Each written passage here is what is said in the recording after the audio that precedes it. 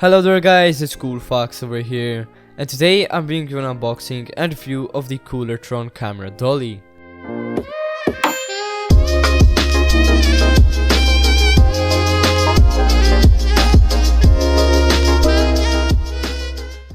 Before we begin, I would really appreciate it if you can subscribe, as we are trying to hit 500 subscribers by the end of the year.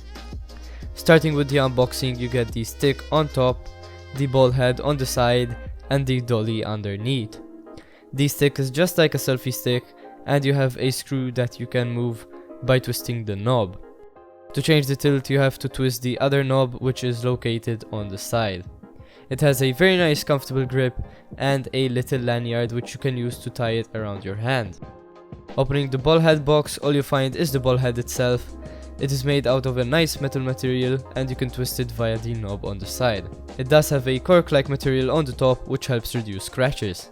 The dolly itself is also fully made out of metal and the wheels are very nice and smooth to turn. You can also change the tilt by twisting the given screw and tightening it back. To hook up the ball head to the tripod, or any other head for that matter, you have to put in the included thread and twist the circular screw at the bottom. Once that is done, you have the ball head in place. Keep in mind that the camera should be attached before screwing in the head.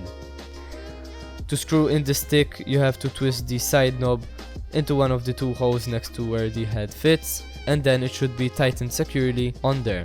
The stick does extend quite a bit, and you also have a screw at the end in case you need it. Something that I did encounter, which was quite disappointing, was that the head kept falling with the weight of the DSLR.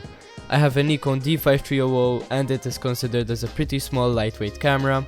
And another thing that I encountered was that the ball head kept becoming loose with the screw inside the dolly, which is also a bit of a shame.